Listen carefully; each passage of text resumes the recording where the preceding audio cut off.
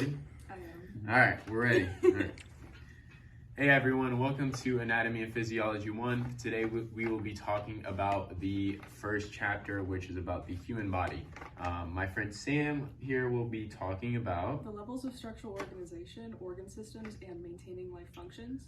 And then my friend Gunnar here will be talking about homeostasis and control mechanisms and the language of anatomy. And then I will be talking about the different types of body cavities and what they do. And that's it. So this is Anatomy and Physiology 1, Chapter 1. First, most importantly probably, is complementarity of structure and function, just being that structure is anatomy and function is physiology, and how those two things exist to help each other and how they need each other. So the 6 levels of structural organization are the chemical level, the cellular level, the tissue level, the organ level, organ system level, and then the organism. The chemical level is molecules and atoms and just like the smallest stuff that we know of that exists. Cellular is cells and such, and like their organelles. Tissues is 2 or more cells working towards a similar function. Organs are 2 or more tissues working towards a similar function. Organ systems are 2 or more organs working towards a similar function. And an organism is all of the organ systems working together to be one thing. So for Anatomy and Physiology 1, we do the first 4 organ systems, and then like the other ones are kind of important, but we don't go in depth with them. So the integumentary system is like skin, hair, nails. Skin, very important. Its main function is to like keep you protected from UV rays, foreign invaders, dehydration. It thermoregulates, blah blah blah. Hair does some similar stuff. Nails are just tools. The skeletal system is bones, calcium. They're calcium storage. They're a storage bank for minerals like that. They hold bone marrow, red and yellow. They are a framework for like your muscles and such to attach to. And what else do they do? Contract to provide movement. Yeah, well, that's muscles. So, getting on to my point, exactly. The muscular system is skeletal muscles. Apologies, you can't read my cursive. The skeletal muscles are a part of the muscular system, whereas I think other muscles like inside the body and such that like cardiac muscles and stuff, that's part of like the cardiovascular system. But skeletal muscles provide like locomotion, like you can move as you please, like your sentience can move them. And they also thermoregulate, and what else do they do? I think that's about it. The nervous system is brain, nerves, of course, nerves, spinal cord, no H, spinal cord, and that's just your fast-acting control system. It allows you to react to things. The endocrine system is like your hormones and such.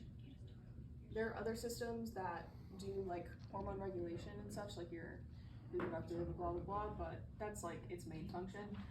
The cardiovascular system is like your heart, your blood, I'm just gonna say heart, blood vessels, all that stuff, because blood is an organ. The lymphatic system is your immune system. There's 2 M's.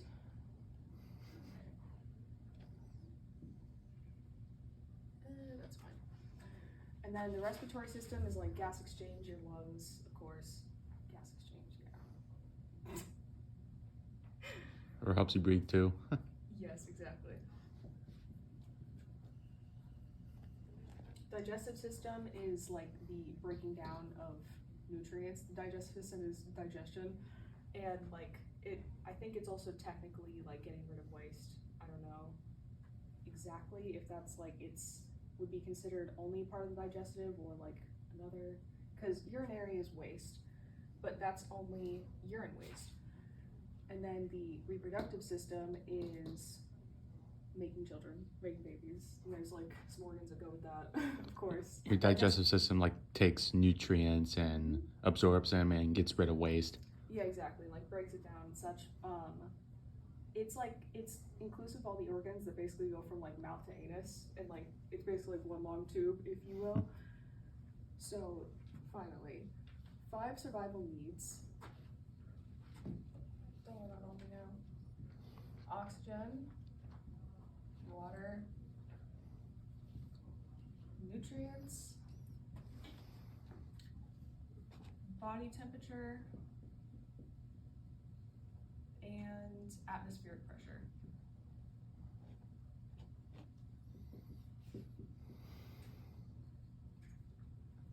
And then the 8 necessary life functions.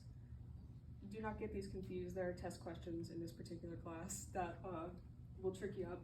Probably some other classes too.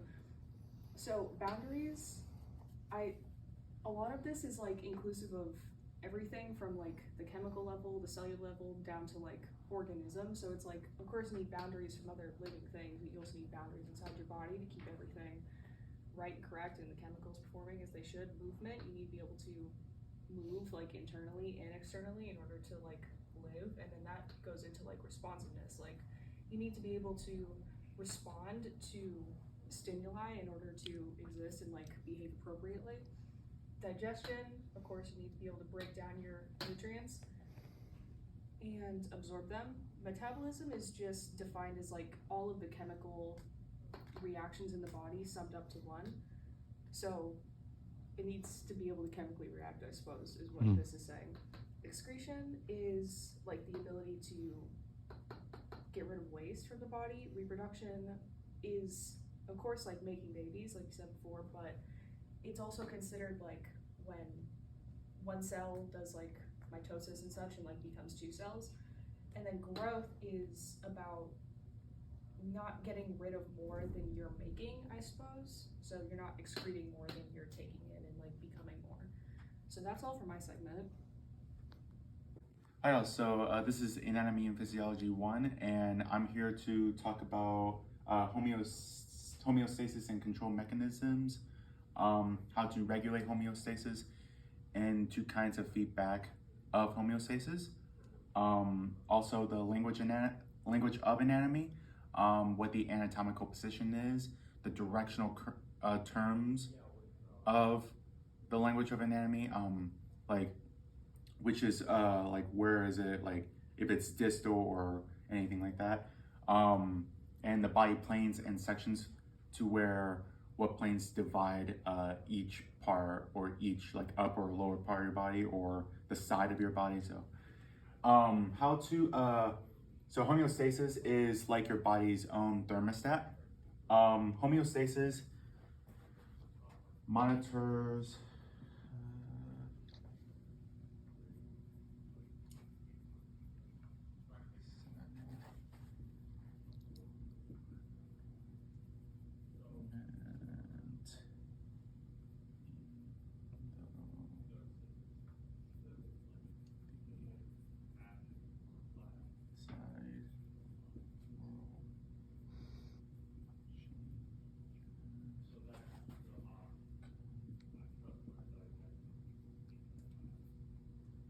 Sorry about how long I'm writing. Homeostasis monitors the outside environment while the outside environment is changing continuously. So how to regulate homeostasis or the components, let's say. You have the receptor, which is the key part to how your body reacts to things. So it monitors outside world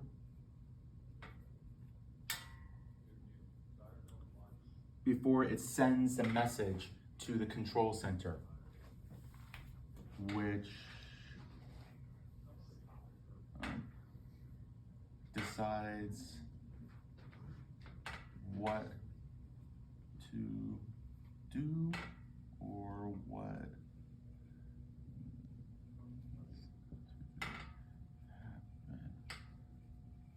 so the receptor goes to control center, which is your brain.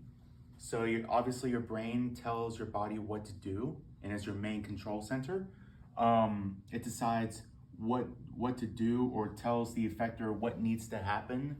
So that way how your body can react to things. So in the effector,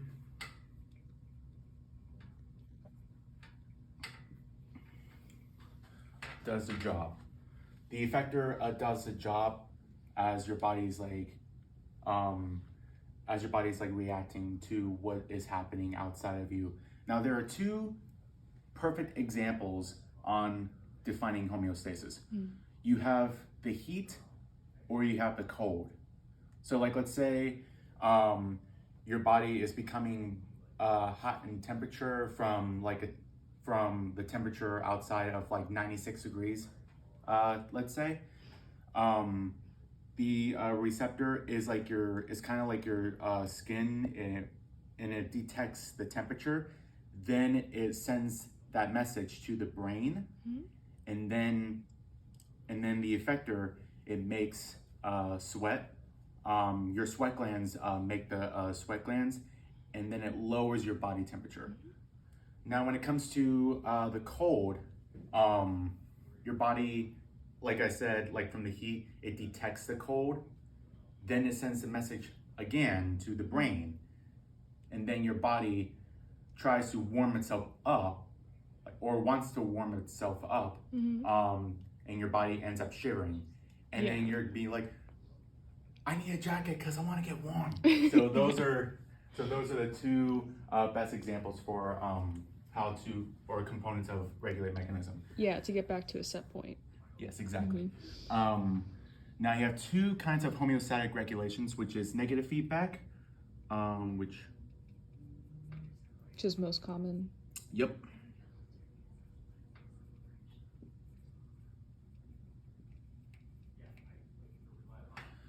We have negative feedback for number one. Negative feedback is the most common in homeostatic regulation. And being in heat or cold, the negative feedback is how your body reacts to things, and it's the most common. Now for the second part, which is positive feedback, enhance.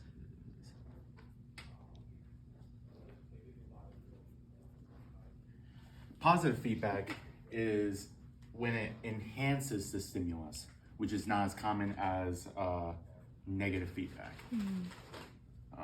Or like let's say your body like tries to go along with the heat, which is apparently not the case for the majority of time. So like let's say negative feedback is the most common. Yep.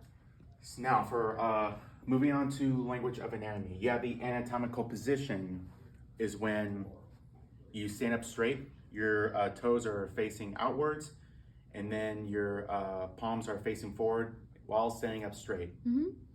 Nothing else, so. A person's body can also be in anatomical position laying down.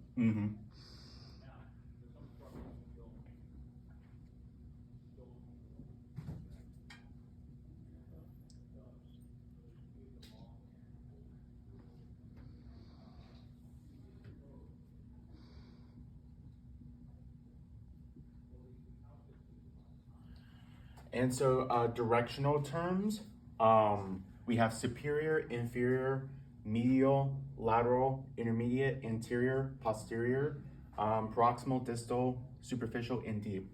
So when it comes to superior, it means above the head. Inferior is below the head. Those two terms, superior, inferior, only work when it comes to the head and neck. There's nothing else. Like let's say you have your thoracic region, or your, like let's say your Your lumbar region, maybe. Your lumbar region. That is inferior to your head. Mm-hmm. Now for medial is towards the middle. Like your midline. Exactly. Or the medial would be where your spinal cord is, let's Exactly. say. Lateral is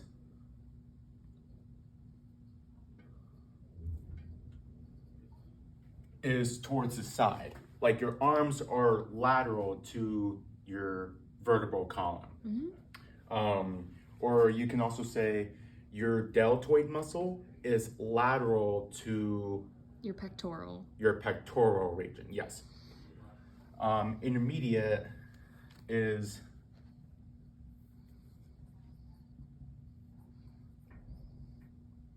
the very middle. Anterior and posterior, the difference is anterior is towards the front and posterior is towards the back. Like your pectoralis muscles is anterior to the body, and your latissimus dorsi muscles, let's say, they are part of your posterior region. So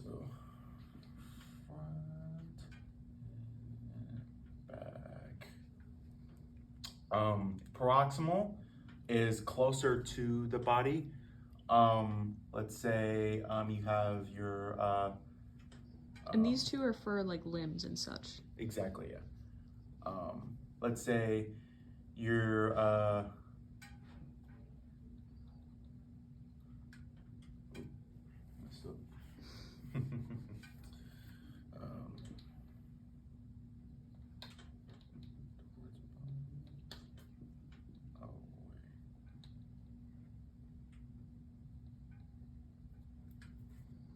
okay, so the perfect, a good example for having proximal is, let's say you're talking about your leg.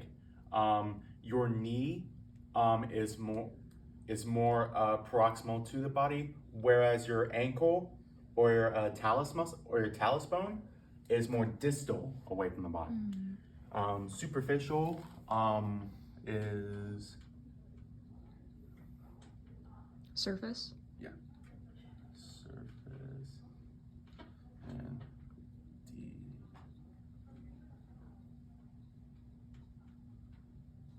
So superficial is towards the surface, like it's more towards your skin. Like let's say you have your two rows of the layers of the skin, which is the epidermis, which is more superficial to the dermis, or from the dermis, let's say. And deep, your bones inside of your skin or inside your body, they're deeper from superficial. Moving on to body planes and sections. You have a transverse, which divides upper and lower limbs. So the transverse plane divides the upper and lower limbs of the body. So like you have, like, say, the upper body and this is the lower body. Frontal divides front and back. And if you look at right here, this divides like the back, like this is the front and this is the back. Anterior and posterior. Anterior and posterior, yes. And sagittal is like the midline of body. Like, let's say again, you have your spinal cord or your vertebral column. That's more sagittal to the body. And so mid-sagittal is like Specifically in the middle. specifically in the middle, yes. Whereas sagittal could be like a cut from the middle, like not necessarily directly in the middle. Right, if that yeah, makes so- sense. Right. So mid-sagittal is more in the middle, while parasagittal is anything but the middle. Like let's say Yeah. you have this guy, and if you want to like divide this, let's say, that would be considered parasagittal. Yeah. So basically, like your arm is like more parasagittal to the body. So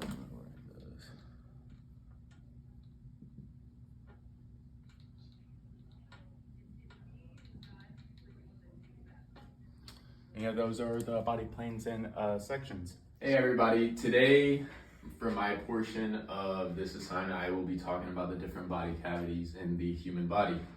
So first things first, we have the dorsal body cavity, and what that means, it's the cavities behind our body. So that contains the cranial cavity as well as the vertebral cavity.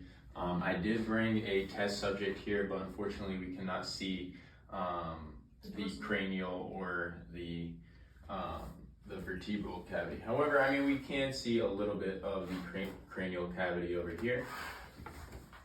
But let's get straight into the ventral cavity. Now, this is the portion of the body that's in front of us, okay? For the first part of the ventral body cavity, we have the pericardial cavity, and that is right over here. This body cavity that fits in the heart is called the pericardial cavity. Now, there's the visceral pericardium and the parietal pericardium. The visceral pericardium, I'll take this as an example, is the lining that covers the heart. And the parietal pericardium is the lining that covers the actual body cavity, okay? So that's that. We have the mediastinum that's next, but as we've learned in Mr. V's class, that's not an actual body cavity. It contains the trachea and other different organs. The next body cavity is the pleural cavities. And what pleural stands for is the lung.